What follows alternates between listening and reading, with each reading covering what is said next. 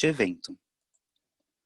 A Seccional São Paulo da Ordem dos Advogados do Brasil, por sua Comissão de Estudos de Compliance, tem a honra de apresentar o webinar Due Diligence de Terceiros, Efetividade ao Programa de Compliance e Compliance by Design, evento promovido pela referida comissão, com apoio da Comissão de Cultura e Eventos da OAB São Paulo. Informamos que este evento compactua com um dos Objetivos de Desenvolvimento Sustentável estabelecidos pela ONU, a saber, paz, justiça e instituições eficazes. Com a palavra, senhoras e senhores, doutora Adriana Babi, membro da Comissão de Estudos de Compliance.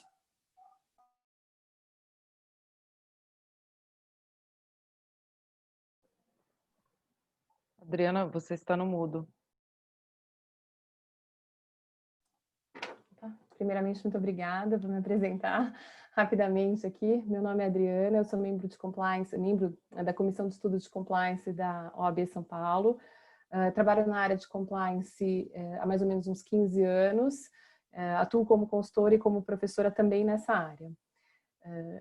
Dando continuidade, eu gostaria de agradecer, antes de mais nada, gostaria de agradecer em meu nome, em nome das outras participantes, da Paula Lippe, da Karen, a Comissão de Estudos de Compliance da OAB São Paulo, em especial a Rogéria Gerimec, a Marisa Pérez e a Rose Vuolo, por ter dado essa oportunidade da gente conseguir falar aqui de uma maneira um pouco mais dinâmica sobre temáticas de compliance, contando aí com a participação de todos vocês. Antes de mais nada, eu queria também deixar claro que os conteúdos e as opiniões que a gente vai abordar aqui refletem as nossas posições, e o objetivo desse webinar é justamente falar sobre a eficácia do due diligence de terceiros, especificamente em fornecedores. Falar sobre a efetividade do programa e propor um bate-papo com vocês. Então, durante esse webinar, a gente vai ter algumas dinâmicas. Eu vou passar a palavra para a Karen, que vai explicar como é que vai funcionar a dinâmica durante esse webinar que a gente está propondo aí para falar sobre os programas de compliance, a due diligence aí de terceiros no programa de compliance. Sejam bem-vindos. Karen. Obrigada, Adriana. Bom, boa noite a todos. Obrigada pela participação de cada um de vocês. Meu nome é Karen, eu sou advogada, consultora de compliance, especialista em direito eletrônico e membro da Comissão de Estudos de Compliance da OAB. A gente vai ter um webinar um pouquinho diferente do que vocês estão acostumados a ver. Nós vamos fazer uso de uma ferramenta, eu vou pedir, inclusive, se vocês já puderem ir conectando nessa ferramenta, chama Mentimeter, mente.com, vou tentar mostrar para vocês aqui, não sei se dá para ver, dá para ver essa ferramenta aqui, tá? Algumas perguntas vocês vão conseguir responder através dessa ferramenta, tá? Vai ser dado um código para que vocês acessem a pergunta e respondam, e as perguntas de vocês serão refletidas aqui nessa dinâmica nossa, tá? A gente tem aqui hoje como painelista a doutora Paula Lippe, que vai fazer uma apresentação sobre ela mesma, e em seguida a gente já vai dar continuidade ao tema principal nosso tema foco, que é a efetividade da due diligence dentro de um programa de compliance. Paula, boa noite.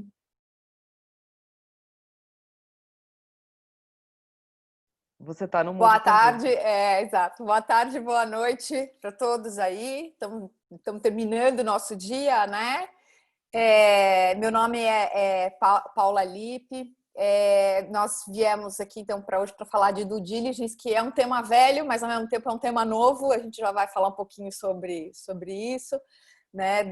Esse é o contexto aqui do nosso encontro de hoje. E como bem disse a Karen, a gente vai tentar fazer um webinar diferente, contando com a participação de vocês. E até eu já coloquei no chat a ferramenta, que aí é www.menti.com. Quem já quiser já acessar, não precisa fazer cadastro nenhum, é só você colocar esse www.menti.com, que a gente vai passar um código que vocês vão poder responder essas perguntas aí que a gente vai mandar, e aí vamos poder discutir. A ideia é um bate-papo mesmo gostoso, para que a gente fale, então, desse tema aí, né? E, então, vamos começar, pessoal?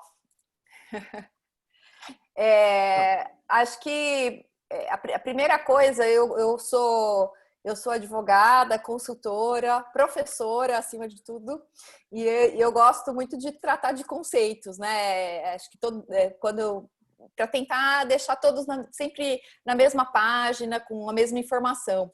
E aí, então, que diabos que é esse negócio, né? Esse nome gringo que a gente fica falando o tempo todo, né? Cada um fala de um jeito, né? Do diligence, diligência, enfim. E ainda a gente tem ainda outros conceitos que vão aparecendo, que a gente vai colocando tudo junto no mesmo bojo. Então, mas o que é isso, né? O que é essa famosa due diligence? A due diligence nada mais é do que um procedimento, na verdade, vários procedimentos, um conjunto de procedimentos aí, para você conhecer alguém, né? Conhecer uma outra parte. E no nosso caso aqui, nós estamos falando de fornecedores. Nós vamos hoje nos limitar a fornecedores. E aí, para que eu preciso conhecer esses fornecedores, né? Da minha empresa? Então, pressupondo aqui que somos uma empresa e que precisamos conhecer esses fornecedores. Precisamos conhecer porque não tivemos tempo de namorar, né? Uma empresa está aqui o tempo todo trabalhando, né? Eu preciso fazer compras, eu preciso pôr os meus insumos, né? Dentro da minha operação, né? Fazer o negócio funcionar. Eu não tenho tempo para ficar batendo papo para saber como que é fulano, ciclano, beltrano, né? Então a due diligence vem com uma medida de eu conseguir pegar um conjunto de procedimentos, é isso que nós vamos falar aqui, né? Várias ações que eu vou fazer para tentar, então, conhecer essa outra pessoa com quem eu vou me relacionar. E normalmente são relacionamentos longos, né? Porque relacionamentos pontuais a gente vai discutir aqui sobre a necessidade ou não de se ter uma due diligence, mas para eu conhecer então esse fornecedor, porque afinal de contas eu não conheço, eu vou fazer um casamento às cegas quando eu faço esse contrato. E aí, assim, né? Quem são esses fornecedores?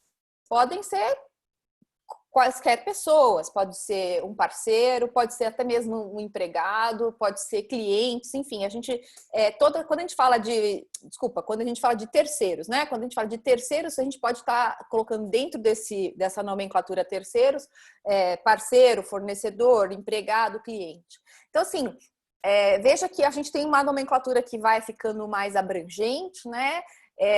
Conforme as nossas necessidades. Mas aqui a ideia é de falar desses terceiros sendo fornecedores, né? E aí, uma coisa que eu queria falar, que parece um tema tão já antigo, né? Que todo mundo sempre fala disso, mas não é tão... um tema importante ainda, né? A pesquisa da KPMG, a pesquisa de maturidade de compliance da KPMG do ano passado, ainda identificou que 52% dos respondentes falaram que não tinham processo eficiente do due diligence de terceiros.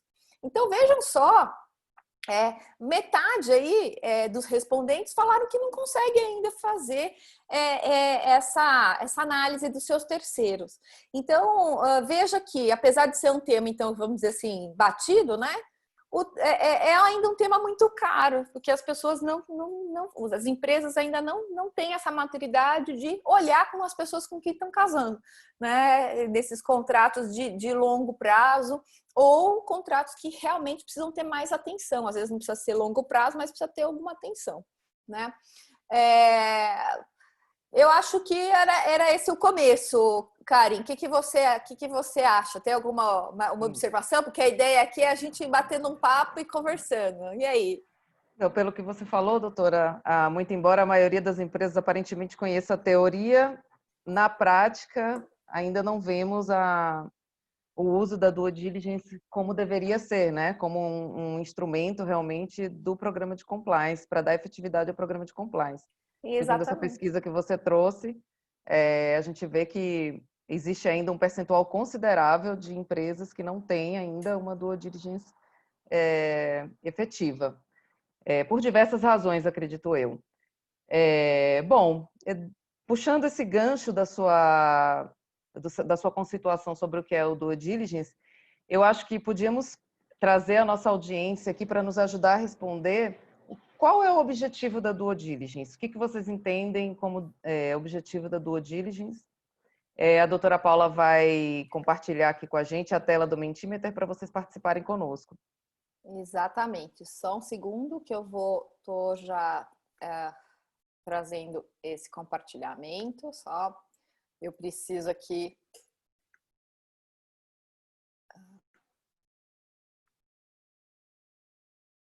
Vamos ver. Enquanto isso, gente, vão logando lá. Não sei se todo mundo pegou aqui qual que era o nome da ferramenta. Conseguem? Eu coloquei no chat. Eu vou colocar de novo. Mas aqui, ó, vocês estão enxergando já a minha tela compartilhada, pessoal? Se vocês virem aqui, ó, em cima tá aqui, ó, tô riscando, olha, vocês vão colocar www.menti.com e aí vocês vão ver, não precisa fazer cadastro nenhum, vocês vão usar o código 6171107. E aí, para vocês responderem essa enquete. Bom, eu aqui dei o conceito dessa due diligence. E você aí do outro lado, que está nos ouvindo, para que você entende que serve essa due diligence? Qual que é o objetivo quando você faz uma due diligence de terceiros? Aí, a sua empresa que está contratando. O que você quer saber sobre ela? Então, vamos lá, a gente aguarda aqui a votação de vocês para conseguir a gente fazer um comentário aqui também na sequência. Vocês estão vendo a tela, né? Vocês estão vendo aí a tela, a nossa tela? Ixi, o pessoal tá envergonhado, pessoal. Vamos ver. Tá aparecendo as primeiras.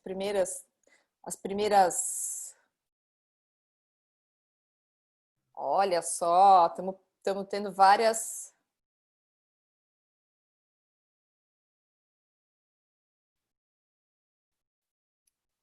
Ah, 10 pessoas, 13 pessoas. Muito bem, olha só, até o pessoal ainda tá focado na fraude, na questão de corrupção e fraude bastante.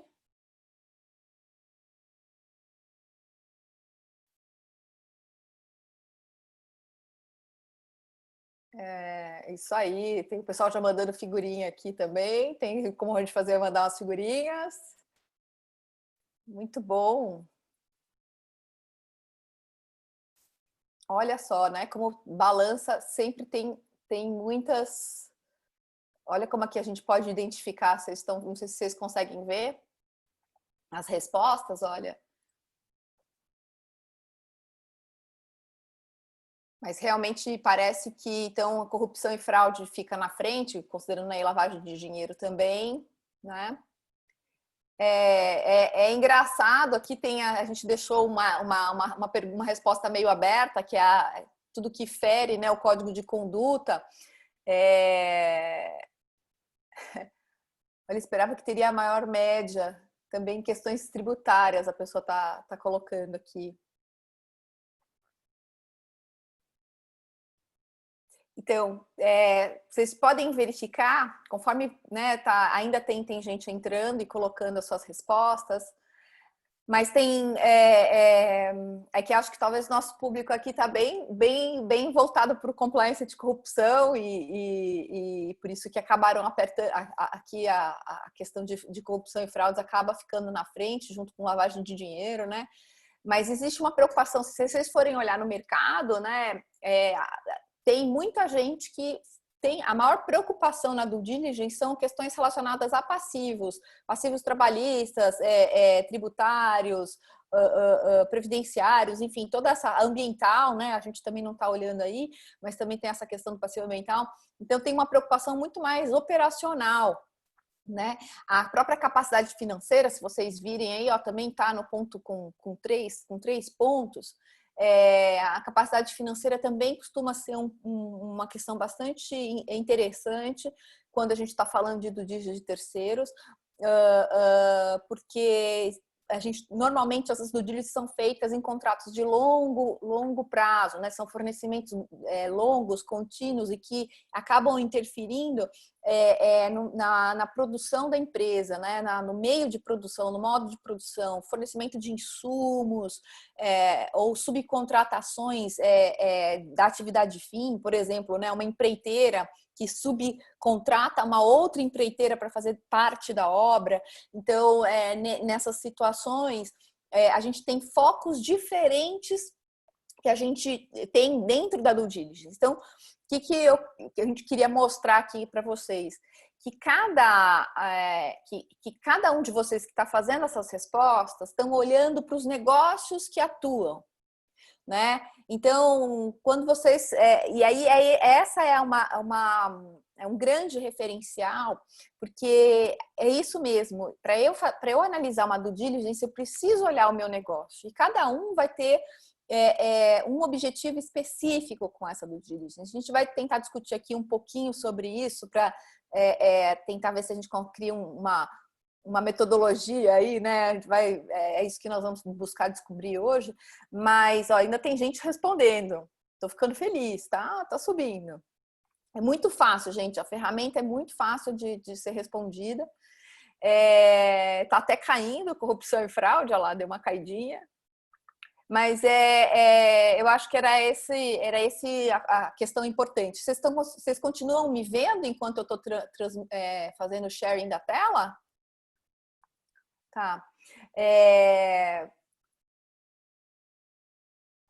Eu vou interromper então para a gente poder seguir. Deixa eu ver só se... Acho que não tivemos mais, né? Eu vou interromper então para a gente voltar aqui na nossa...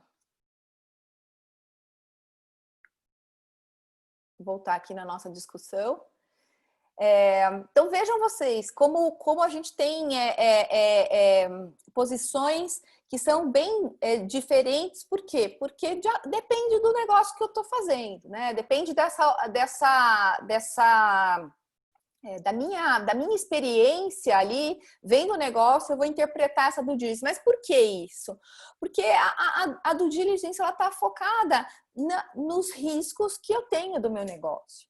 Então, quando a gente vai falando de compliance, quando a gente está falando ali vocês viram, evitar questões relacionadas a corrupção e fraude, provavelmente são empresas que têm contratações, que têm relacionamento muito próximo com ação governamental, com agentes do governo, sejam contratos. E aí a questão, o risco relacionado à corrupção aumenta, né, efetivamente. Então, cada empresa vai ter tem que fazer esse ajuste, né? Quando eu falei da questão do risco relacionado à capacidade financeira, é que a gente está falando isso em contratos longos, em que eu não tenho talvez o risco de corrupção, mas tenho o risco do quê? Do insumo faltar ali na minha produção e eu não ter mais o meu produto. Você imagina só, uma fábrica de suco de laranja não ter laranja, né, para fazer o seu sumo. Então, assim, eu preciso saber quem é o meu fornecedor de laranja, eu preciso entender a capacidade financeira dele, preciso entender a capacidade técnica dele de me entregar os produtos para saber se eu vou conseguir cumprir aqui com o meu plano de produção, né? Então, olha que eu dei 2 cenários totalmente diferentes e que são de due diligence, que podem ser analisados dentro de uma due diligence, tá? Então, é bastante importante então, a gente ter essa consciência de que a due diligence ela tem que ser de acordo com o negócio. E essa observação vai ser de acordo com o seu risco, né? Lembrando que eu trouxe só para concluir, Karen, eu trouxe também mais um outro dado da pesquisa de maturidade do compliance no Brasil, da KPMG de 2019. Ele fala que os respondentes indicam que os riscos mais relevantes os riscos mais relevantes relacionados à compliance, 82% dos respondentes falam que é a gestão de terceiros e os seus contratos. Então, olha só, como é importante de novo, a gente está falando de due diligence de terceiros, porque é exatamente essa. Toda vez que eu tenho terceiro, seja o terceiro influenciando na minha atividade operacional, seja o terceiro que está recebendo poderes meus como empresa para me representar, seja ali para tirar uma licença, né? Seja para me representar perante o juiz, seja para representando a empresa numa questão de fiscalização, por exemplo, no caso de uma obra, o subcontratado está ali fazendo o papel do contratado com a autoridade pública, com o contrato público, enfim. Então vejam só quantas situações, quantos cenários diferenciados eu tenho que estão relacionados ao risco da empresa, mas que de uma forma ou de outra eu estou falando de terceiros. E se eu estou falando de terceiros, eu podia fazer um levantamento mais adequado desse terceiro para saber quais são os riscos que eu estou correndo durante essa contratação. Acho que temos uma presença ilustre aqui. Doutora Rogéria,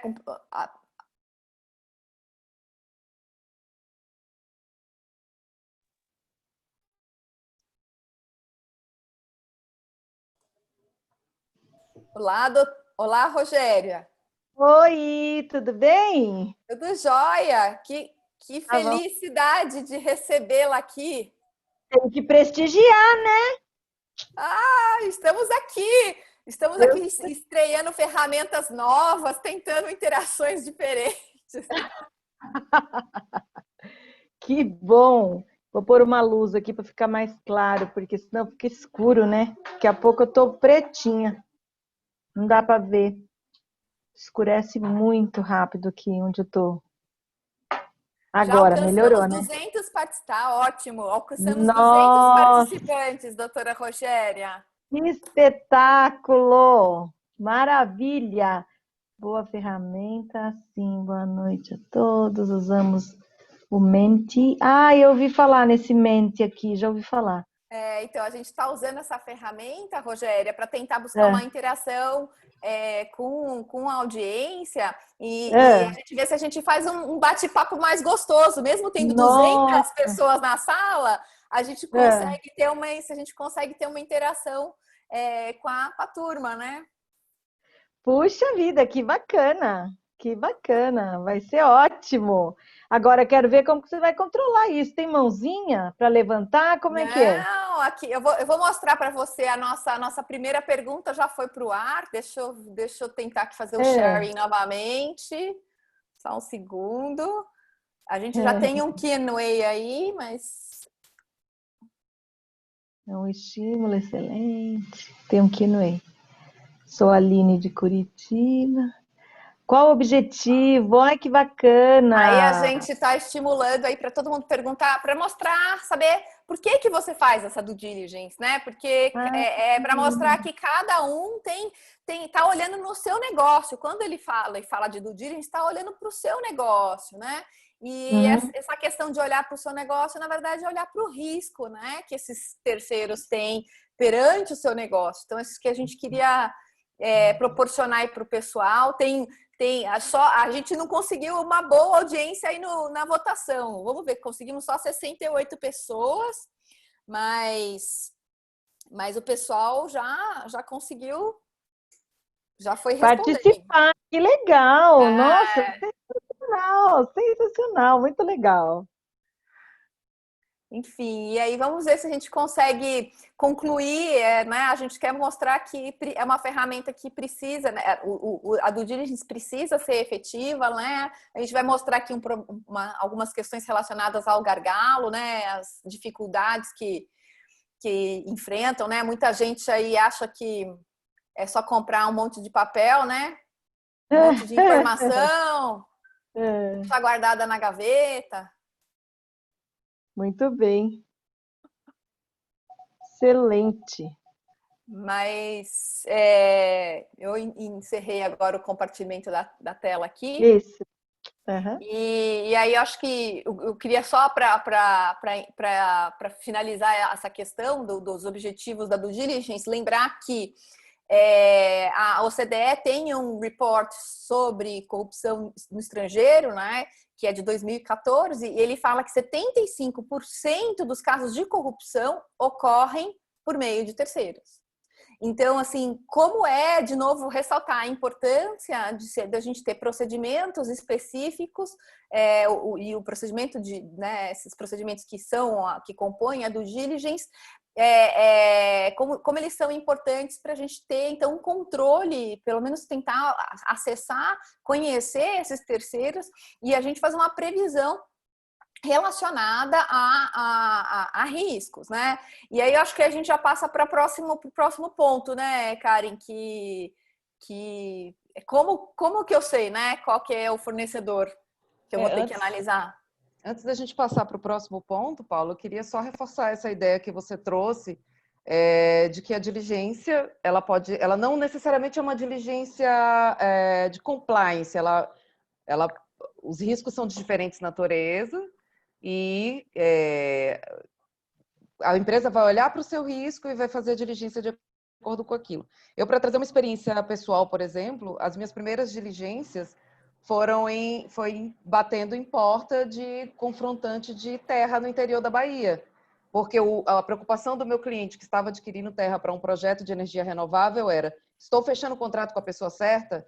Esse proprietário, será que ele não tem um possuidor lá no meio daquela terra dele que vai entrar como usa-capião contra mim daqui a um tempo e eu, executando o meu projeto, de repente corro o risco de perder aquela terra, de ter que fazer um novo contrato com esse posseiro e perder o que eu paguei para o proprietário, ou ter que investir numa ação contra o proprietário. Então, assim, foram as primeiras diligências que eu fiz. Não adiantava rodar dossiê, não ia me dizer o que eu queria, então eu precisei ir para dentro de cartório de registro de imóveis, lá no Chique, na Bahia, e entrar em fazenda, conversar com as pessoas, conversar com o Zé da Venda. Foi uma diligência. Não era uma diligência de conformidade, mas era o que meu cliente precisava naquele momento para mapear os riscos. Ou mitigar o que ele tinha, né? Mitigar o risco que ele estava vislumbrando naquele momento, né? A grande preocupação dele, porque uma mudança de terra dentro de um projeto de energia renovável desse é caríssimo. Então, você tinha toda uma preocupação de realmente evitar que isso viesse a acontecer.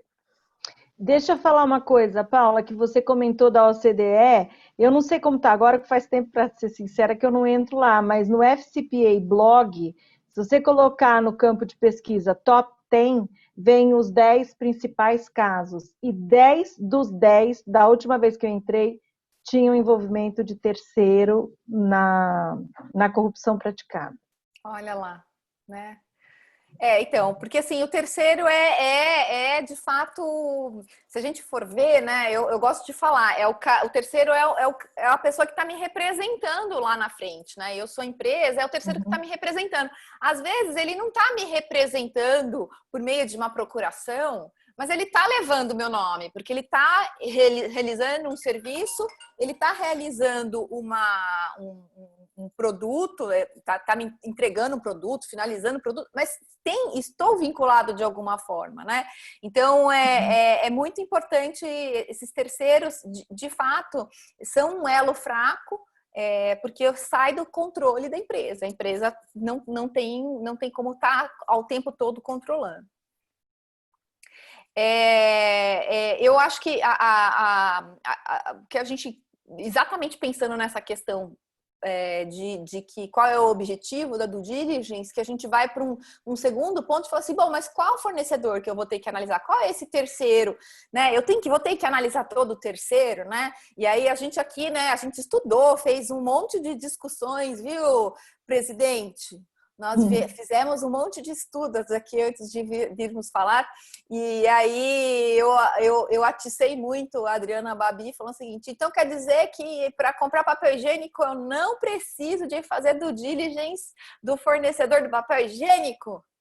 Né?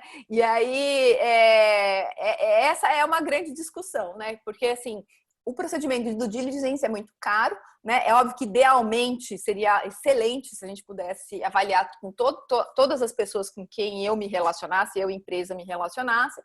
Porém, né, a gente precisa ser seletivo de alguma forma, precisa criar alguns padrões, porque o custo é elevado, né? Eu tenho um custo, e não é só custo, né, gente? É tempo também, é mão, né? É tempo dessa análise, então eu preciso criar um parâmetro, né? E aí, de novo, a gente vai voltar na questão do risco. Né? Quais são os fornecedores que vão realmente ter potencialmente risco para a minha atividade? E, de novo, vem um pouco do que a Karen mencionou. Né?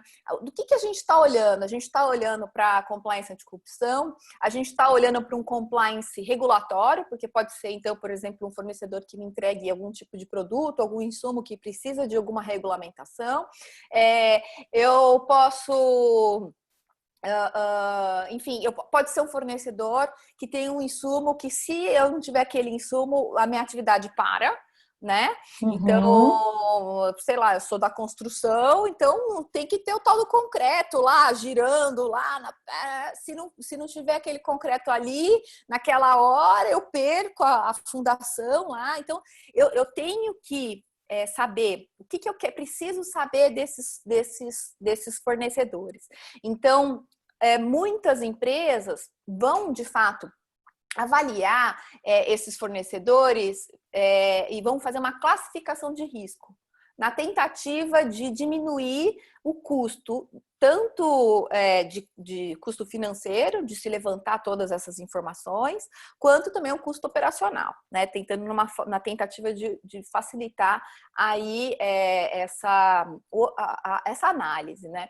Então, veja, aí muita gente pergunta, então é só eu separar pelo valor do preço do contrato. Vamos fazer assim, né? Contratão, a gente faz due diligence, contratinho, a gente não faz due diligence, porque afinal de contas, o que um contratinho de R$1.000 e R$2.000 vai fazer diferença, né?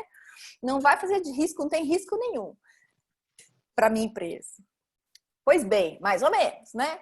Porque se o contratinho de R$2.000 for com o despachante que vai fazer a alteração de contrato social ou a licença de funcionamento da sua empresa lá na prefeitura, ou alteração de contrato social na junta, e ele deu lá uma propina para o funcionário público, para o agente público, enfim, aquilo lá é uma corrupção tão grande quanto uma corrupção que a gente ouve aí dos grandes escândalos, né, por aí. É o mesmo tipo, é a mesma situação, né?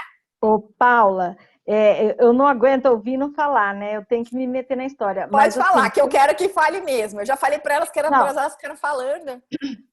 Mas eu adorei que você deu o exemplo do despachante. Espera só um pouquinho. Porque é o exemplo que eu sempre dou. E eu gosto de contar uma história que me foi contada pelo Márcio Vinícius Spinelli, quando ele era corregedor do município de São Paulo. Eu estava numa palestra com ele e ele contou a seguinte história, que tinha uma empresa em São Paulo que estava sendo adquirida por uma empresa holandesa por $200 milhões. Essa empresa holandesa, fazendo a due diligence para a compra, que é outra due diligence, não é dessa que nós estamos falando, descobriu que lá na origem da empresa havia sido pago um valor de R$20 mil para um agente público da prefeitura fazer todo o trâmite para conseguir o alvará de funcionamento da empresa.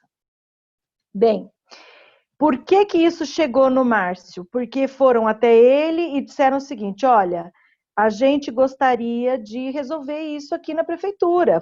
Aconteceu faz muitos anos, mas a gente paga a multa, a gente faz o que tiver que fazer, não tem problema nenhum, nós vamos colaborar. O que eu não quero, disse a empresa que estava comprando, é ficar 20 anos pendurado com vocês, com a ação, com o Ministério Público, com não sei o que, eu quero resolver. Aí até houve uma tentativa de conciliação com o Ministério Público estadual para que fosse feito um acordo e tal, só que o Ministério Público não pode abrir mão do seu poder de entrar com ação. Então, ele acabou não fazendo o acordo E a empresa, então, se retirou, tirou a oferta e não comprou. Então, por um problema de R$20 mil, na origem da criação da empresa, essa empresa deixou de ser vendida anos depois por $200 milhões, porque tinha um problema de corrupção. E lá atrás, ou seja, tudo que veio depois está contaminado, é o fruto da árvore podre, porque a licença já veio de uma maneira muito errada. Então, eu adorei esse exemplo do despachante, porque é isso, pode ser R$1.000, pode ser R$2.000. Se esses R$1.000 forem 500 para ele, 500 para alguém que não deveria receber, pronto. Tem uma outra história que também eu soube de um restaurante que seria inaugurado no dia seguinte, deu um problema lá, um vazamento, chamaram o encanador já tradicional, que era conhecido da pessoa, e ele foi lá, na hora do almoço, quem que chega? O fiscal que faria a liberação. Aí, à tarde, depois do almoço, o pessoal chega, bom, e aí, como é que é? Conseguiu consertar o vazamento? Vai inaugurar amanhã? Ele falou, vai, porque eu, por sorte, recebi um dinheiro da minha outra obra, eu tinha R$1.000 no bolso e eu dei para o fiscal que veio aqui na hora do almoço. Porque ele não ia liberar devido a esse vazamento, que eu não tinha terminado ainda de consertar, como de fato ainda não. Pronto, adiou tudo, aí vai atrás de advogado para fazer toda a parte correta da coisa. Assim, nunca é uma boa ideia, né? E Paula, aproveitando, tem uma pergunta no chat aqui, eu não sei como que vocês estão fazendo com as perguntas, mas a pergunta é da Cristiane Ellenrider, não sei se é assim que se pronuncia. Na opinião de vocês, quais áreas da empresa devem estar envolvidas no processo de due diligence? Não sei se vocês vão falar isso mais para frente. Tá. Eu acho que a gente pode falar agora. Bom, eu vou falar agora, vai. Na verdade, a grande questão a gente está falando de risco aqui, porque não acabei de falar que, bom, que fornecedor que eu vou analisar e eu vou ter que pensar, fazer pensar sobre o risco. E para pensar sobre o risco, aí eu preciso fazer uma reflexão. O que a minha empresa quer? A empresa vai querer olhar o risco pensando em riscos operacionais, vamos querer pensar só em risco de compliance, anticorrupção, né? Vamos querer pensar se isso vai ter algum impacto. Quando eu falo operacional, impacto aí, operacional a gente esquece, né? Mas o jurídico está dentro da operação, né? Então, qual é o impacto legal que aquilo pode trazer para mim, considerando que eu posso me responsabilizar, trazer um passivo trabalhista junto comigo. Lembra do caso daquela empresa espanhola famosa, que nós vamos falar quem é? Pois é, então. Aí, o que acontece? Porque muitas vezes, então, essa perspectiva, para quem é que vai participar, quem é da empresa que vai participar desse processo, é quem está lá dentro da operação que vai ter que ter esse insight de falar o seguinte, olha, eu preciso de alguém da engenharia, se eu for de engenharia, eu preciso do jurídico, eu preciso do compliance, e vamos sentar aqui e nós vamos fazer o quê?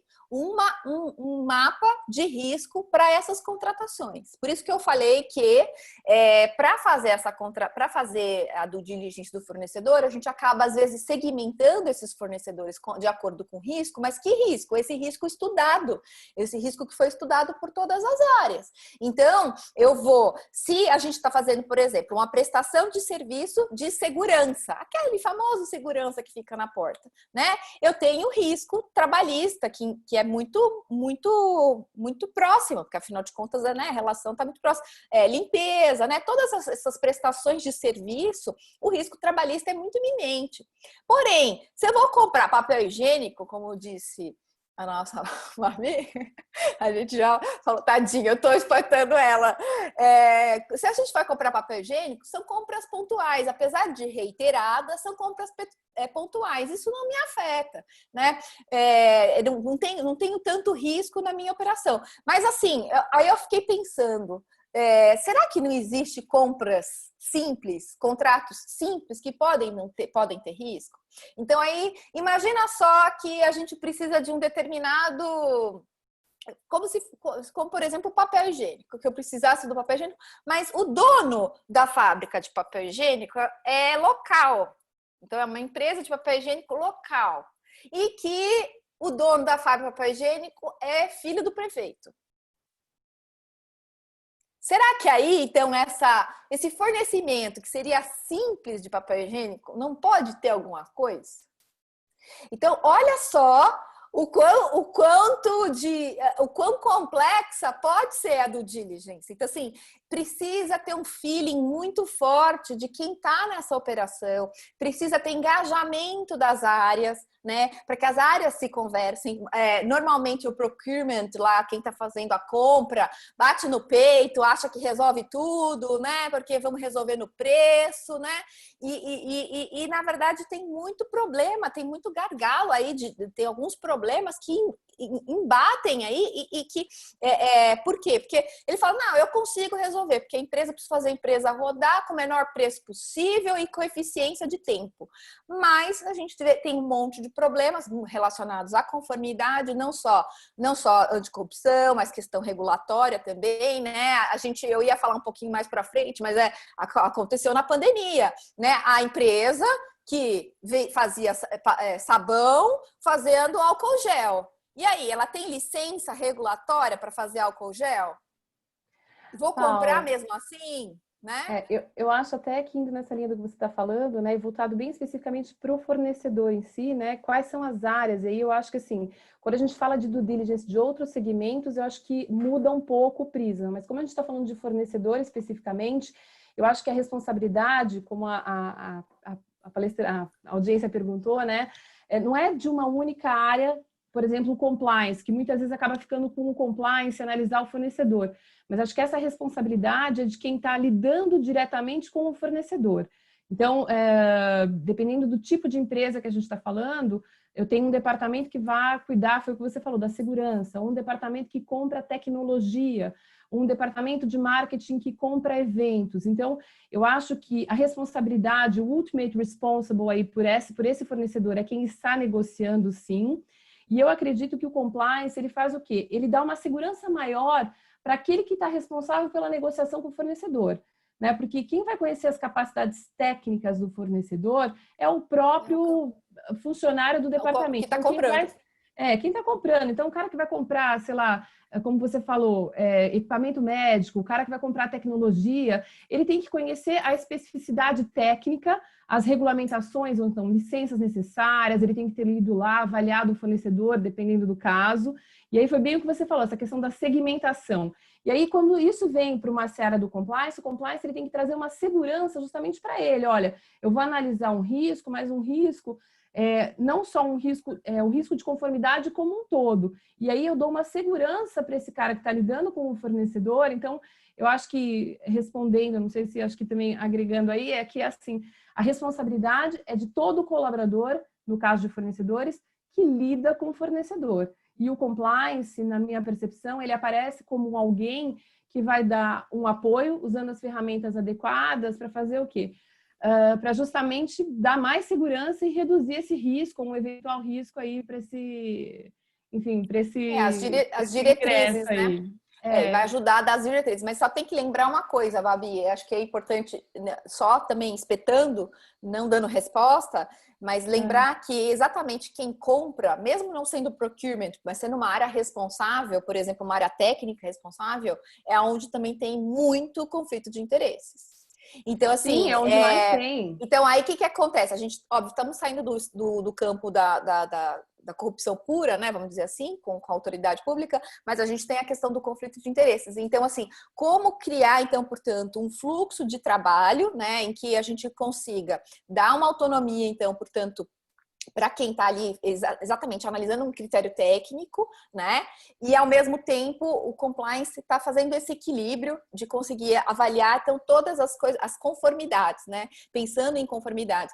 Recentemente eu estava vendo um caso besta, é uma prestação de serviço e eu já estou passando lá para frente, gente. E o KNAI da empresa não tinha nada a ver, não tinha nada a ver. Aí você vira pro cara e fala assim, escuta, mas não tá estranho isso? Por que tá com o KNAI errado? Mas Aí você fala assim, então, será que o cara não está querendo fazer um arranjabro aí de tributário, né? Tá ganhando, otimizando, né? Otimizando é ótimo, né? Melhorando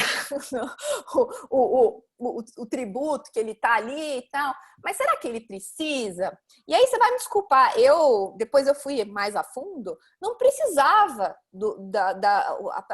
a pessoa que tinha usado aquele documento societário, que estava ali com aquela inscrição de KNAI, estava ali por má orientação de advogado e contador. E estava correndo risco de perder um contratão gigante com o banco. Né? Então, assim, veja, um prestador de serviço, uma empresa média, pequena, nem média, uma empresa pequena, né? Mal orientada por contador e por advogado. Então, assim, acho que a gente também, vamos aqui, já que nós estamos na nossa casa, né? De fazer o papel de que a gente tem que ser compliance também, né? A gente tem que orientar da forma como deve ser. E então, imagina só, a empresa quase perdendo um bom cliente, um excelente cliente, um banco, por conta de um contrato aí, né, uma inscrição, né, de KNAI mal feita, né? Então, assim, temos N facetas aí, né? Para aproveitar, já que nós estamos falando de risco, e para encerrar esse ponto e a gente poder passar para o próximo quiz, né? É que tanto o FCPA Guide quanto o Evaluation of Corporate Compliance Programs do DOJ, o Evaluation lá do DOJ, eles falam que para a gente ter uma efetividade na due diligence de terceiros, essa due diligence precisa ser feita baseada em riscos. Então, é aquela história que eu falei, não adianta eu colocar uma alçada de valores, não adianta eu fazer lá segmentar, talvez, por tipos de fornecedores com relação a alguns determinados contratos. Eu preciso avaliar riscos.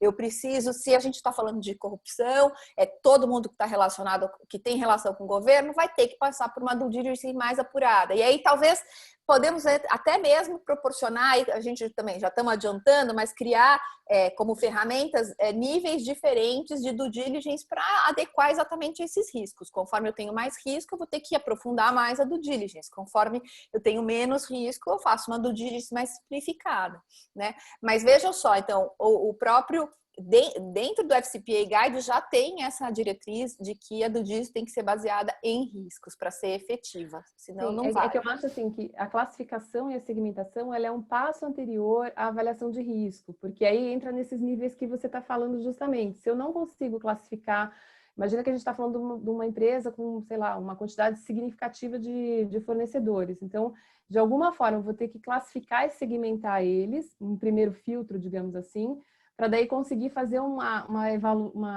avaliação, né, desse risco, porque senão, quando a gente está falando de um universo pequeno, Sim. ok, mas se eu estou falando de um universo grande, não consigo, né, e aí eu acho que eu preciso ter esses stepzinhos aí, que é a classificação, aí a avaliação e daí o risco. Posso contribuir? Claro! A Então, senhora é a assim, chefa, a senhora manda. Não, mas eu vou ficar quieta, porque se deixar eu falo mais que todo mundo. Deixa eu falar Não, mas rapidão. pode falar. Assim, na empresa onde eu trabalho, é uma empresa gigante e a gente tem milhares e milhares de fornecedores. Eu acho ideal, exatamente o que vocês falaram, é o ideal no mundo. Na vida real de uma empresa tão grande assim, a gente tem que automatizar os processos ao máximo possível. Então, o que a gente faz? Do diligence de todos os fornecedores, de entrada, aquela do diligence de ferramenta, que você compra e tem lá, e aí ela vai e olha todas as listas, Listofac, FCPA, ela busca tudo que tem daquela empresa, mídia também negativa, e te traz. Qual foi a regra que a gente combinou com procurement? Que procurement lá centraliza a maioria das compras. As outras têm algumas poucas áreas que podem fazer, porém tem que observar os mesmos critérios de procurement. 3 orçamentos, né? Lá. Bom, aí tá. Se tiver qualquer red flag, qualquer coisa que apareça, vem para compliance e só compliance pode dar o go ou não go naquilo lá. Se eles quiserem, mesmo com uma opinião contrária de compliance, levar a questão adiante, aí a gente tem que subir vários níveis para ter, então, uma decisão de alguém que efetivamente vai ter que assumir o risco, porque risco só pode ser assumido por quem pode tomá-lo, né? Não é o analista júnior que fala, não, nós vamos... Não, esse cara não vai assumir risco nenhum. Esse é um ponto. Agora, isto, quando eu estou falando de qualquer tipo de fornecedor, se eu estiver falando de um TPI, que é como a gente chama aquele que me representa, como você falou, me representa perante o poder público, fala em meu nome, em juízo, para esse tipo de fornecedor, a gente tem os formulários bem complexos, essa política, inclusive, ela está disponível, ela se tornou pública, então, no nosso site global tem um manual de governança e lá está essa política, tem vários anexos, e aí a gente faz a análise pelo risco. O comprador, a pessoa, a área que vai comprar tem que fazer uma declaração do porquê que quer aquela empresa, então, todas essas verificações. Nós vamos falar disso agora, muito bem. Então, eu não vou nem falar, porque não vou dar spoiler, mas assim... Não, mas pode bem... falar, porque aí Não, mas é isso, é bem por aí, assim, tem que justificar por que está escolhendo aquele fornecedor e tem que ser uma justificativa técnica, de preço, de prazo, etc. Não pode ser, justamente porque é a empresa da mulher do prefeito cuja licença eu preciso obter. O fornecedor, por sua vez, declara que não tem nenhum conflito de interesse, compliance e procurement fazem juntos a avaliação, e aí se tiver fatores, né, do tipo, está pedindo para pagar em dinheiro, está pedindo para pagar em conta de pessoa física, está pedindo para pagar em conta de outra pessoa que não seja a empresa que vai me prestar o serviço, e etc. Tem vários questionamentos. Conforme você for grifando sim que seja, já é um red flag, já é um alto risco, e aí a gente trata de maneira diferente. Então, perfeito, Rogéria. É bem isso. Você mostrou todo um procedimento, todo um processo de análise do seu fornecedor aí, que é bastante complexo por conta de ter volume muito grande, e aí você precisa ter essas segmentações. E aí a gente então. Não, desculpa, eu vou esperar você fazer o quiz, Paula, que daí tem 3 perguntas relacionadas a isso e é um ponto que a Rogéria falou. Tá então, bom, vou segurar aqui da audiência e daí você então faz aí, olha, pessoal, as perguntas. clica aí, ó, no mesmo, em tese vocês estão com ele já aberto aí, vê se está funcionando. Então, no www.menti.com, coloca em qualquer navegador e use o código 617117. E aí você coloca aí pra gente. Como que você vai analisar esse seu fornecedor? A Rogéria aí já deu umas dicas, tem uma ferramenta aí, um negócio aí que você compra, que é super bacana, né? A Karen também já falou de fazer a visita técnica, né, Karen? Fazer a visita ao seu Zé da feirinha. Ao Zé das Couves, né? Ir lá bater, né? Vocês sabem que o pessoal já tá lista negra, reputação, muito bem.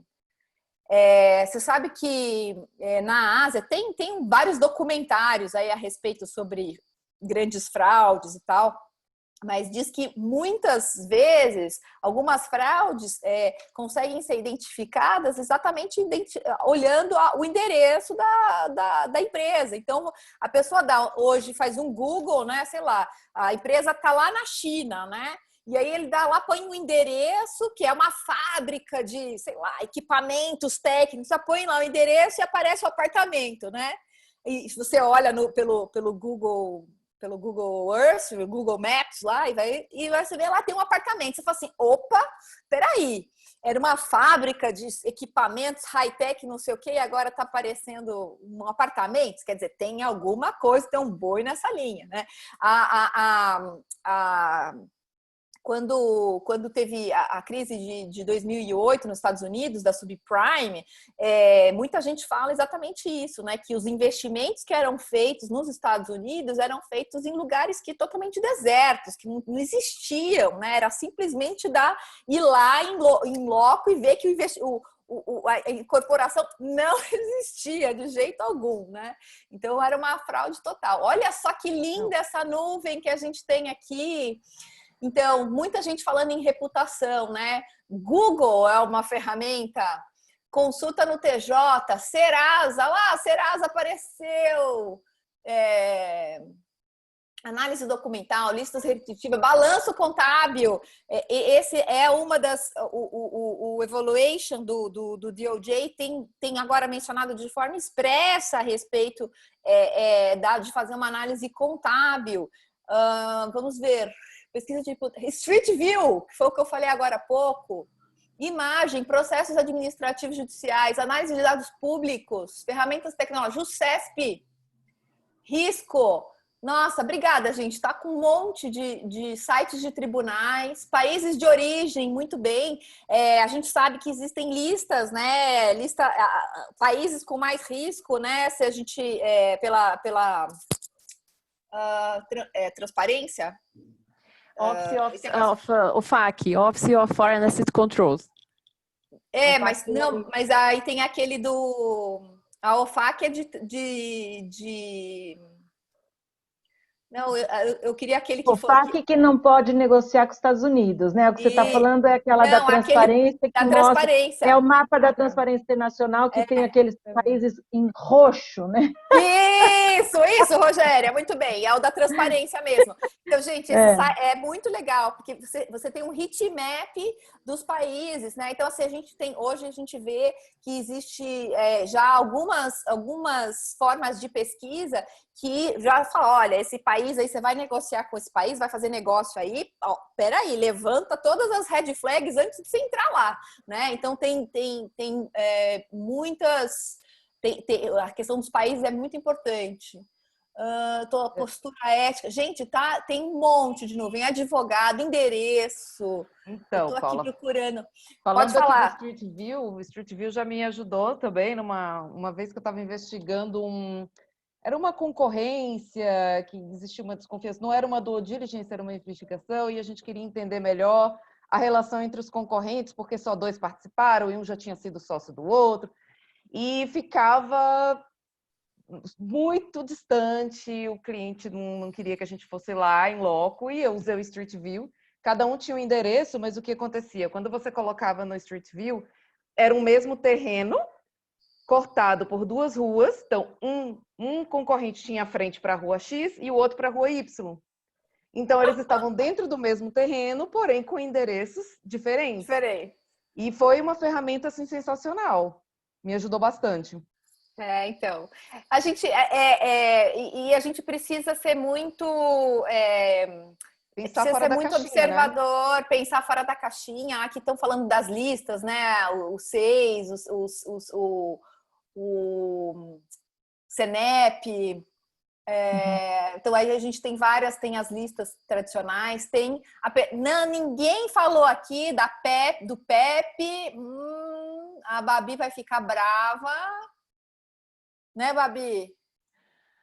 Não, mas aí você vai ficar... Eu vou entrar de novo e colocar. Mas aí a Babi, eu vou interromper, gente, para a gente poder continuar. Deixa eu só aqui como eu interrompo. Muito bem. Acho que eu interrompi, né? E aí, então assim, o que acontece, né? A gente tem essas ferramentas, que são várias ferramentas, mas assim, antes de novo, antes de a gente usar a ferramenta, a gente precisa saber o que a gente precisa saber do cliente, né? Então, não adianta nada eu, como buscando aí fazer esse checklist de dossiês, pegando esse dossiê de documento que é muito comum hoje a gente encontrar no mercado, né? Esses dossiês de documentos públicos, informações públicas, mas sem eu ter uma real importância do que eu preciso saber daquele fornecedor, daquele terceiro. Então, é o famoso need to know, né? Que a gente precisa identificar. Então, como eu mencionei para vocês, a gente pode separar tipos de fornecedores para fazer due diligence diferentes para cada um deles, né? Que mais? Aí vamos falar das ferramentas. Quer falar mais alguma coisa, Babi, antes da gente falar de ferramenta?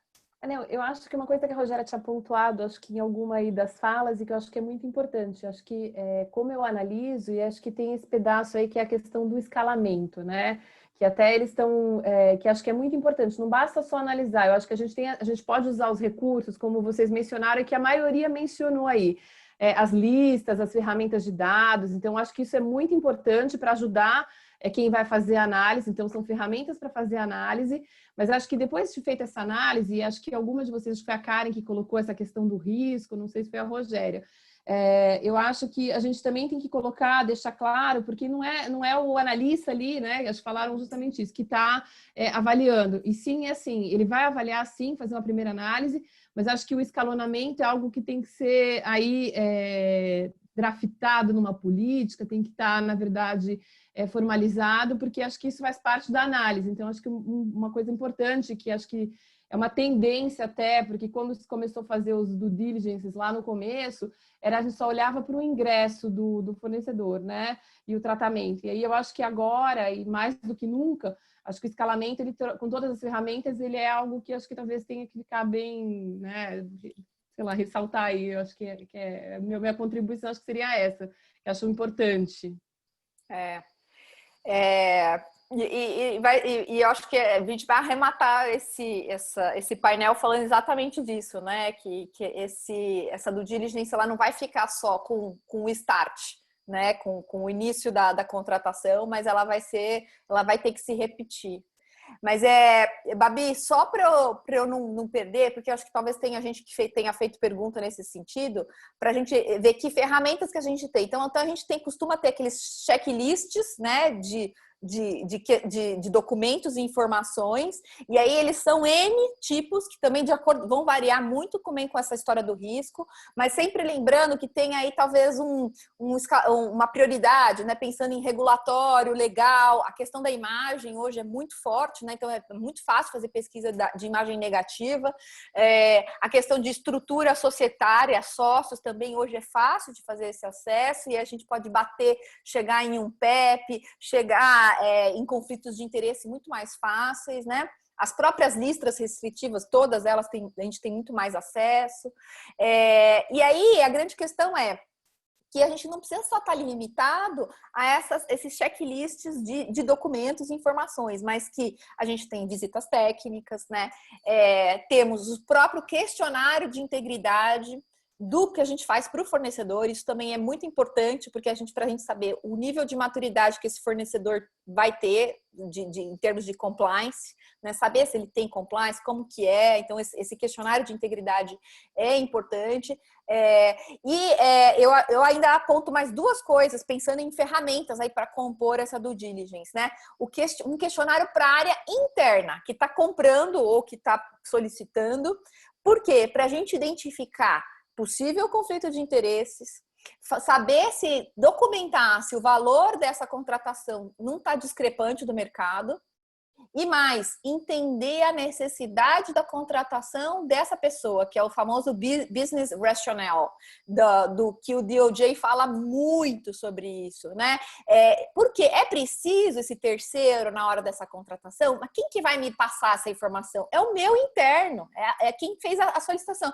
Então, assim, óbvio que você não precisa abrir essa pergunta para ele dessa forma, mas quando você começa a fazer um questionário interno para a sua área interna, por que precisa disso, se justificar um pouco, por que precisa desse terceiro, entender o raciocínio do negócio e documentar isso é uma forma também da gente criar ferramentas para uma due diligence. Posso jogar um fogo? Pode, claro! Eu queria entender aí de vocês e aí para todas, porque a gente está falando de análise, né? E a gente está falando das listas, né? Entender com o meu interno e tal. E daí tem algumas empresas, muitas delas trabalham com listas restritivas com os conflitos de interesse da própria entidade.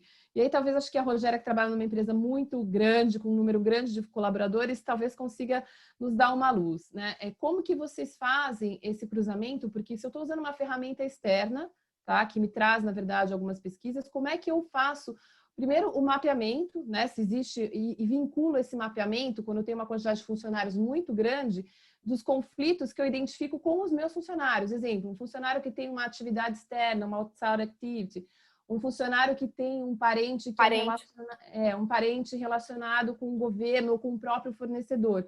Então, como que você faz esse plug and play aí, dessa ferramenta com essas informações que eu tenho do Know My Employee aí, para análise de fornecedor? Que é difícil, né?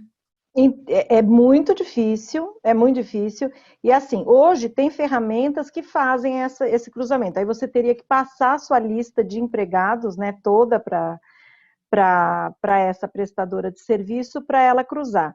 Na verdade, o que a gente tem é a declaração de conflito de interesse, que todo empregado, quando entra, tem que preencher, e todas as vezes que mudar alguma coisa na vida dele, ele tem que preencher. Eu mesma já fiz várias vezes, porque eu tenho uma prima que é procuradora do Estado, prima irmã mesmo, que é procuradora do Estado. Meu irmão é presidente de uma multinacional italiana que é provedora de serviços para aviação. Não para minha empresa, mas prover serviço para concorrente. Então, eu coloquei. Ele é casado com uma advogada que tem um processo importante, então também está lá. Quer dizer, a cada momento da vida você tem que atualizar. Ah, Rogério, e se você não atualiza e você acaba participando do processo de compra, por exemplo, para ficar no que a gente está falando, e você influencia e acaba contratando a empresa do seu cunhado, um exemplo, né?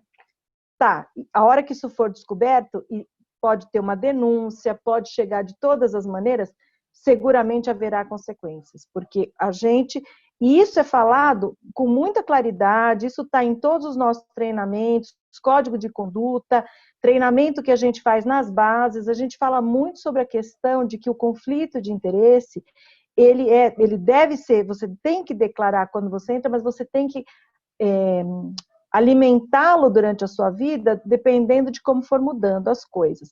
Se você tem participação societária numa empresa, você é obrigado a declarar. Se você tem acima de X%, né, porque participação numa empresa, tem ação do Banco do Brasil, você tem uma, e lá, né, não vale, mas assim, tem um X% para você ter que declarar.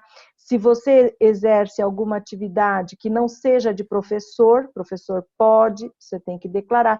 Tudo isso para que a gente possa ter essa ideia. E a gente varre PEP também, né? Eu falo que o PEP, eu acho que hoje até está mais tranquilo, porque é tudo público, você consegue contratar uma lista que te dê. Mas o problema maior que eu vejo é do PEP relacionado.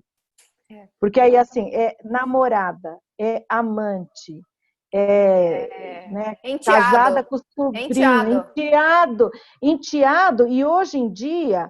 Procurador. Até por conta da lei, né, que mudou a lei do direito de família, então as pessoas não se casam mais, né? Elas não se casam, elas fazem o termo lá, e esse termo, onde que você vai buscar? Como que você sabe que a pessoa é a companheira do deputado, entendeu? É complicadíssimo. Então, assim, eu sempre oriento a fazer tudo o que for possível e rezar.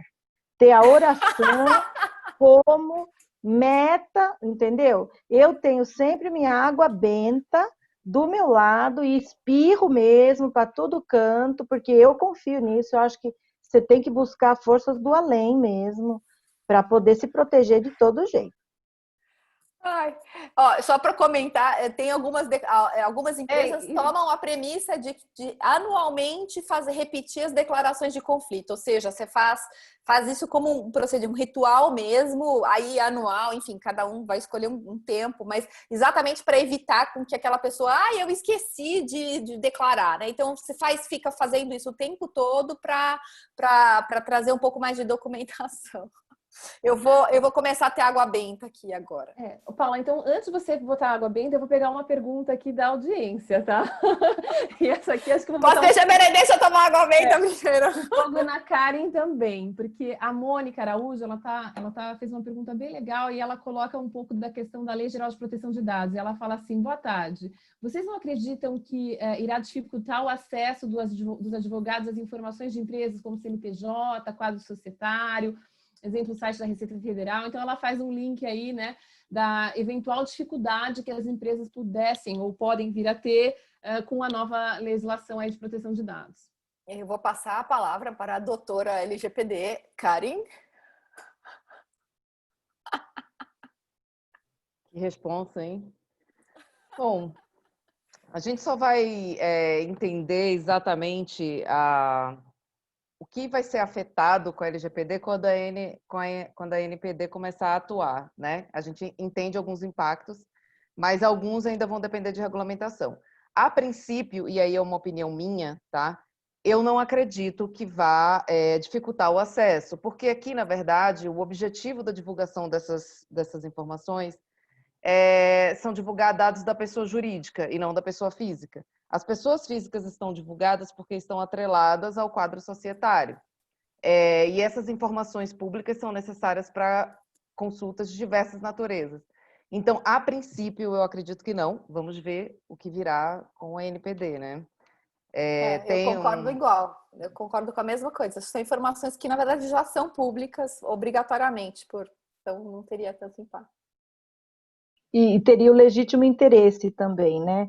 Que essa é uma questão que a gente vai usar muito. Você foi olhar por quê? Você tem curiosidade de saber se ele é dono? Não, porque eu estou contratando a empresa dele. Então, eu preciso saber se não tem um risco atrelado, né? E tem casos, inclusive, que não é só o legítimo interesse, né? Tem casos que é cumprimento de obrigação legal, porque, por exemplo, você tem os bancos que têm uma norma PLD que eles precisam cumprir. Então, precisa fazer a consulta. Exatamente. Pessoal, a gente está avançando na hora, porque a ideia era fazer 1 hora só de webinar, Rogéria. E, inclusive, eu entro em aula às 7 horas, eu começo a dar aula às 7 horas. Ainda bem que é na própria casa, então é na nossa escola da OAB, então não tem, eu vou ficar conectada aqui direto, mas eu queria falar de um ponto importante, porque a gente encadeou, eu queria concluir, na verdade, já fazer tentando amarrar uma conclusão, então que é o seguinte: primeiro, como a gente falou de ferramentas aqui, para fechar ferramentas. Então, lembrando que, pessoal, não adianta também só comprar a ferramenta aquela de dossiês, né, e tal, e não analisar aquilo lá precisa ser analisado, né? Não adianta só comprar e guardar lá, né? Tem que olhar, tem que ver quais são os riscos, né? Então, a ferramenta é excelente, podem usar, não é problema nenhum, mas precisa ser analisado, e precisa ser analisado segundo o seu risco. Então, essa é a recomendação aí. Paula, não te cortando, mas já te cortando, tem uma pergunta da audiência que fala assim, e o Compliance by Design, que é justamente isso que você está falando. Então, eu vou chegar lá, por isso que eu estou querendo amarrar. E aí, assim, o que acontece? Então, a gente já percebeu, acho que alguém aqui, já enquanto já falava isso aqui, então é o seguinte: não adianta, eu vou ter que fazer essa due diligence no começo da minha contratação e, consequentemente, já percebemos que como toda empresa muda os seus negócios, ou as situações, né, mudam, legislativas mudam, ou a gente vai precisar de ter que fazer essas due diligence de forma periódica, né? Porque os riscos também mudam. E aí é exatamente essa periodicidade, essa análise de impactos e riscos o tempo todo, essas mudanças de negócio, mudanças de legislação, isso tudo precisa ser o quê? De alguma forma controlado pela empresa, né? Porque uma coisa eu faço uma due diligence numa empresa, identifico um red flag, identifico um risco e vou lá resolver. Mas a outra coisa é que aquela empresa está tudo bem, está perfeitinha, rodou lá do diligence, está tudo ok. Essas empresas que estão tudo ok podem do dia para a noite não estar mais ok. né? E aí é exatamente isso é aí que entra o Compliance by Design. Porque o que eu queria deixar para vocês aqui de mensagem? Tanto o DOJ quanto a nossa legislação no Brasil, todo mundo, desculpa, tanto o FCPA, pelo amor de Deus, tanto o FCPA como a nossa legislação no Brasil, a gente busca o quê? Um programa de compliance efetivo, sendo que a due diligence é um desses pilares, né, que a gente vai dentro do nosso programa. O fato é que, para ela ser efetiva, ela não pode ser só uma coleta de documentos que fica na gaveta. Ela precisa ser analisada com base no risco. Ela precisa ser analisada com periodicidade. A partir desse momento em que eu tenho toda essa questão orgânica, né, que ela vai funcionando o tempo todo, né, eu vou tendo o quê? Eu vou tendo muitos dados, muitas informações. E aí que entra a questão do Compliance by Design. Porque eu posso aproveitar que uma due diligence efetiva, ou seja, uma due diligence que o tempo todo está arrecadando informações, olhando para a minha operação, eu vou fazer com que eu crie mecanismos, e aí normalmente não, a gente vai acabar usando de softwares, né, de tecnologia da informação, análise de dados, ou seja, data analytics. E aí eu vou começar a analisar esses dados, vão entrar dentro da minha operação e eu vou poder utilizar os dados que a gente está arrecadando para avaliar se esse fornecedor pode ser descartado ou se ele é muito bom, ou seja, eu faço um dashboard, eu posso fazer um score, né, uma pontuação de fornecedores para saber se eles estão efetivos, né, se eles estão bem ali com outros demais competidores ali que eu poderia estar contratando, né? Eu posso criar, então, portanto, mecanismos que vão envolver desde a compra até a questão de estoque, que vão estar associados à compliance. Então, por isso que a gente fala que é compliance by design, porque eu vou pensar em todo o meu processo produtivo e vou inserir o compliance junto dele, né? Então, a gente vê, e aí eu queria, eu acho que o melhor exemplo aqui para a gente tentar explicar a questão do compliance by design é o exemplo da InBev, que trouxe a Brew Right, que é, na verdade, uma ferramenta, foi um portal que foi desenvolvido, pensando inicialmente em conciliar toda a operação de uma empresa que eles estavam adquirindo de cervejas, né? E aí, o que aconteceu? Eles perceberam que tinha muito problema com relação ao armazém, né? Como armazenar e perda de produtos, então a questão de fraude. E aquilo, na verdade, virou uma plataforma de compliance, não só por conta da fraude ali interna, pequena dos produtos, mas pensando em fornecedores, em brindes, né? Quais eram os produtos que eram entregues como brinde, fornecedores que tinham risco porque tinham relacionamento com o governo de alguma forma. Então, aquela plataforma de software, juntando toda a informação de analytics que essas due diligências estavam fazendo já há algum tempo, foi então analisando esses dados e podendo então com que o gestor analisasse de uma forma mais ampla e avaliasse riscos, né?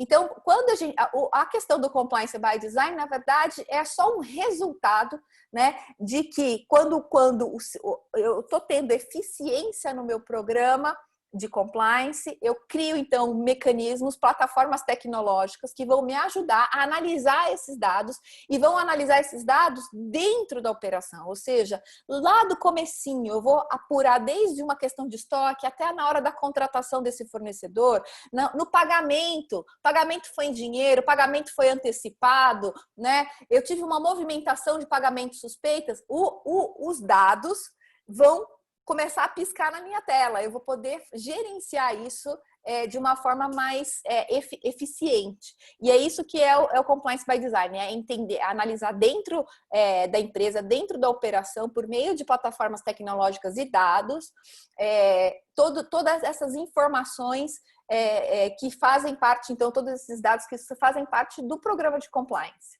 né? Eu aconselho vocês a buscarem informações sobre essa plataforma que foi feita, né, pela Embev, que chama Brew Right. Depois, quem quiser, eu vou ver se eu consigo colocar aqui na nossa... Eu vou colocar aqui o nome, Brew Right, no nosso chat aqui, para vocês pesquisarem um pouquinho mais sobre ele. Opa, só um segundo. E aí vocês vão ter... Ixi, eu não estou conseguindo escrever no chat. Não sei por quê.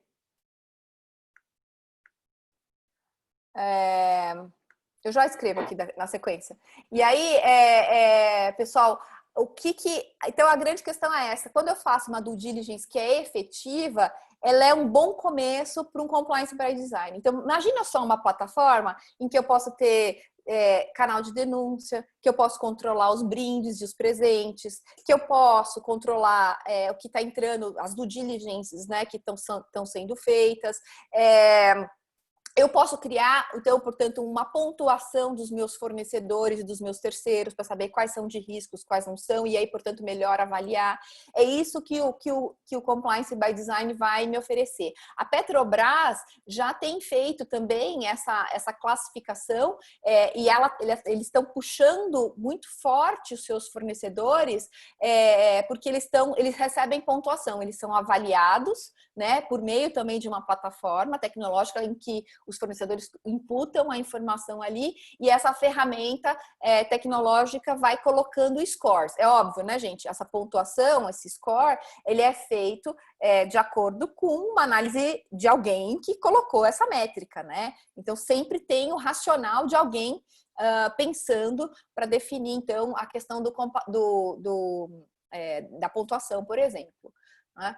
Então, veja só, como é importante a gente pensar o compliance não como uma célula sozinha, né, mas sempre dentro da empresa, pensando, aliando, né, criando alianças com todas as áreas da empresa, porque vai chegar um determinado momento em que, por exemplo, talvez um controle específico ali de due diligence ou um controle de estoque pode virar, na verdade, uma grande plataforma de controle de compliance para toda empresa, né? Então, onde toda empresa vai poder utilizar aquela informação que vai estar dentro do percurso operacional daquela empresa.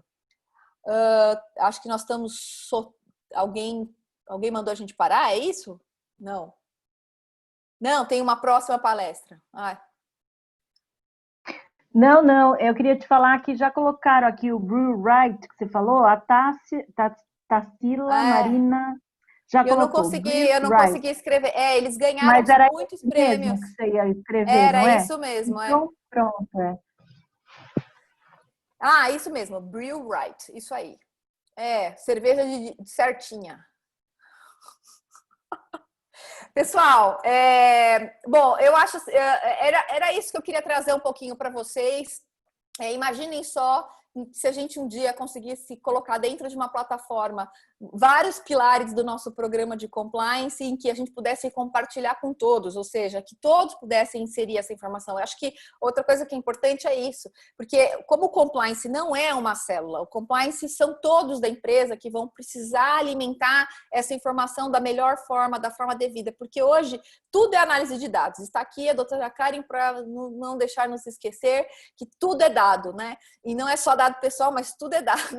Então, esse poder que nós temos hoje da ferramenta tecnológica, a gente vai levar isso, tem que levar, então, o racional do compliance, os riscos relacionados ao compliance para essa análise de dados.